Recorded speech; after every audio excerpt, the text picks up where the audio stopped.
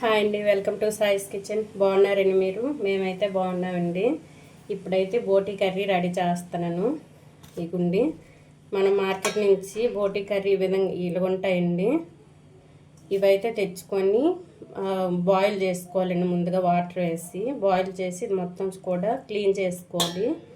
ఇగుండి ఈ విధంగా కట్ చేసి క్లీన్ చేసుకోవాలి. మొత్తం కూడా క్లీన్ చేసి మంచిగా కడిగి పెట్టుకోనండి. చూడండి, ముందుగా బాయిల్ చేసుకోవాలి మంచిగా వేడి నీటిలో. ఇగుండి ఈ విధంగా రెడీ చేసి పెట్టుకున్నాను. ఇప్పుడైతే ఇది పసుపు కారం అన్నీ పెట్టుకుందామండి. ఇందులో అయితే 1 టేబుల్ స్పూన్ వరకు పసుపు వేసుకోండి. ఎందుకంటే ఇది నీసు స్మెల్ వస్తుంది కదండి, అందుకోసమని కొంచెం 1 టేబుల్ స్పూన్ వరకు పసుపు వేసుకోవాలి. 1 టేబుల్ స్పూన్ వరకు కారం వేసుకోండి. టేస్ట్కి సరిపడా సాల్ట్,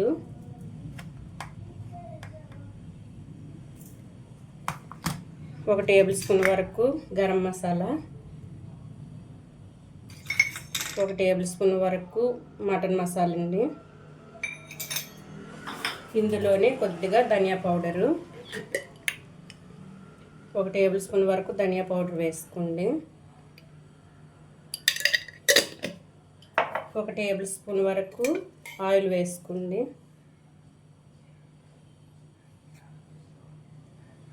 అంతే అండి. మొత్తం కూడా కొద్దిగా మీ దగ్గర అల్లం వెల్లుల్లి పేస్ట్ ఉంటే అది కూడా వేసుకొని చూడండి కలిపేసుకోవాలి మొత్తం ఒకసారి.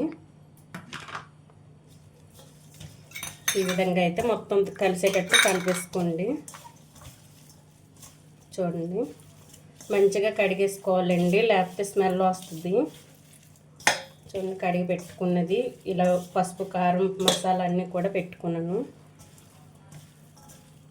చూడండి, ఈ విధంగా మసాలా కారం పసుపు మొత్తం అన్నీ కూడా దీనికి బాగా ఇగుండి ఈ విధంగా చేసుకుంటే కలుపుకోవాలండి. ఈ కలుపుకున్న దాన్ని పక్కన పెట్టుకొని ఇప్పుడైతే చింతపండు నానబెట్టుకుందాం అండి. చూడండి, ఈ మాత్రం చింతపండు ఉండాలండి. ఇదైతే కొద్దిగా వాటర్ వేసి కడిగేసుకోవాలండి. ముందు కడిగి కొద్దిగా వాటర్ వేసుకుందాం.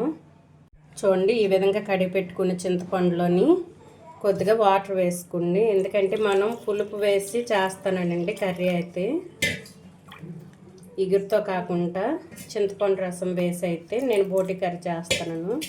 ఇదిగోండి, ఈ మాత్రం వాటర్ వేసి నానబెట్టుకోవాలండి. ఇది నానబెట్టుకోవడానికి ఇది పక్కన మూత పెట్టి పెట్టుకుందాం. ఇప్పుడైతే మిక్సీ జార్ తీసుకొని ఉల్లిపాయ ముక్కలను మిక్సీ పట్టుకుందాం అండి.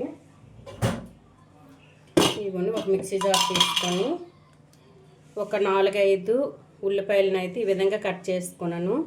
కట్ చేసి అయితే ఇది మిక్సీ పట్టుకుందాం అండి. ఒక చిన్న సైజు 2 టమాటాలను కట్ చేసుకున్నానండి. ఇవి కూడా మిక్సీ పడదాం. ఒక 3 పచ్చిమిర్చి, కొద్దిగా అల్లం, ఒక 4-5 వెల్లుల్లి రెబ్బలండి. ఇవైతే ఈ మొత్తం కూడా ఒకసారి మిక్సీ పట్టుకొని పక్కన పెట్టుకుందామండి. ఇదైతే మిక్సీ పట్టి చూపిస్తాను. ఇందులో కొద్దిగా జీలకర్ర కూడా వేసుకోండి. 1 టేబుల్ స్పూన్ వరకు జీలకర్ర వేసుకోండి. అంతే అండి. ఇదైతే ఇప్పుడు మిక్సీ పట్టి మీకు చూపిస్తాను. చూడండి, ఈ విధంగా అయితే మిక్సీ పట్టుకోవాలండి మెత్తగా.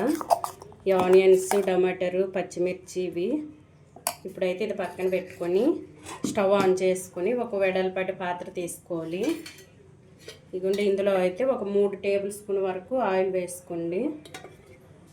ఎందుకంటే ఇది నాన్ వెజ్ కదండి, ఎక్కువ ఆయిలే పడుతుంది. ఇదిగోండి, ఒక 3 టేబుల్ స్పూన్ల వరకు ఆయిల్ వేసుకున్నాను. ఇది కొంచెం వేడైన తర్వాత మనం రెడీ చేసి పెట్టుకున్న వెల్లుల్లి, ఈ అల్లం వెల్లుల్లి ఇవి వేసుకున్నాం కదండి, ఉల్లిపాయ పేస్టు ఇదైతే వేసుకుందాం. ముందుగా అయితే కొద్దిగా కరివేపాకు వేసుకోండి.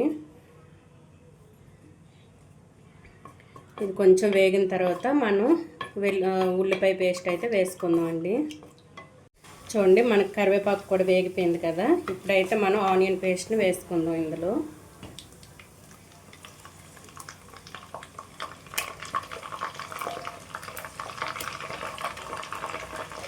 ఇవి వేసుకొని అయితే ఆయిల్ మీదకి తేలేంత వరకు మనం అయితే ఇది వేయించుకోవాలండి.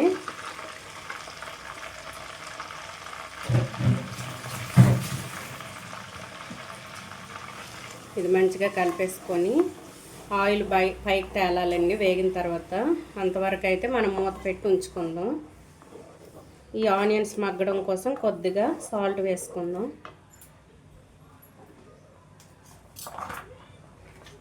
ఇవన్నీ కొద్దిగా సాల్ట్ అయితే వేసుకోండి.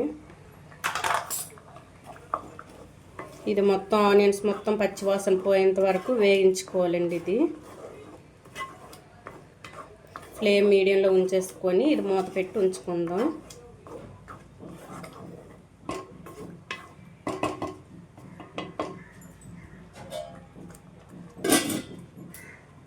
మనకు ఆనియన్స్ మగ్గాయో లేదో చూద్దామండి. చూడండి ఆయిల్ అయితే పైకి తేలింది చూసారా, అంటే మనకు ఆనియన్స్ బాగా మగ్గిపోయింది. ఆనియన్స్ అయితే పచ్చివాసన పోయి మంచిగా మనకి మగ్గి ఉడికిందండి ఇందులో. ఇప్పుడైతే మనం రెడీ చేసి పెట్టుకున్న బోటీని అయితే మనం పసుపు అన్నీ పెట్టుకున్నాం కదండి, పసుపు కారం అన్నీ, ఇదైతే ఇందులో వేసుకుందాం.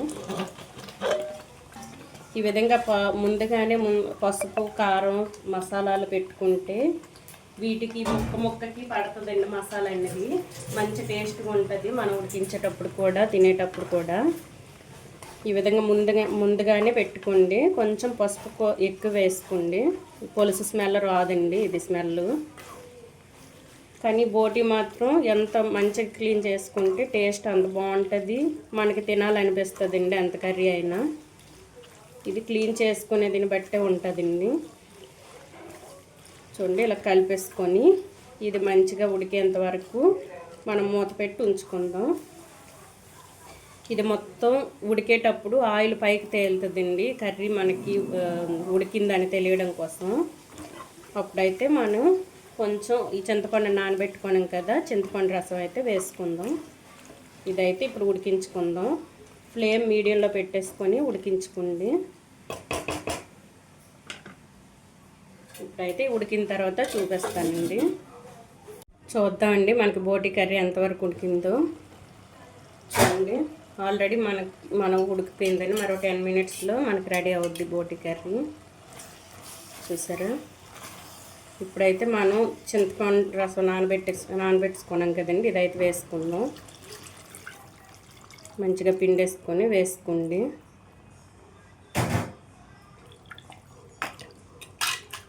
ఇది కొంచెం చింతపండు రసం దగ్గర పడేంత వరకు ఉడికించుకోవాలండి. ఇది దగ్గర పడిన తర్వాత మనకైతే రెడీ అయిపోయినట్టే.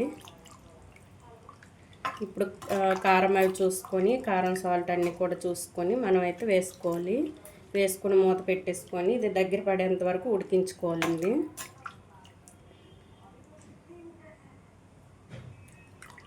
మనకైతే కొద్దిగా సాల్ట్ కొద్దిగా కారం పడుతుందండి.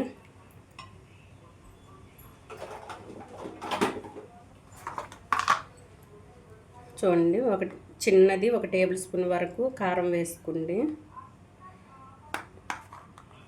కొద్దిగా టేస్ట్కి సరిపడా సాల్ట్, అంతే అండి. ఇది కలిపేసుకొని దగ్గర పడేంత వరకు ఉడికించుకోవాలి. మనం ఆల్రెడీ బాయిల్ చేసుకున్నాం కదండి క్లీన్ చేయడం కోసం ముందుగా వేడి వాటర్లో, అప్పుడే ఉడికిపోయిందండి సగం. ఇప్పుడైతే తొందరగా అయిపోద్ది. ఇప్పుడైతే మూత పెట్టి దగ్గర పడేంత వరకు ఉంచుదాం. చూద్దామండి మనకి కర్రీ రెడీ అయిందో లేదో.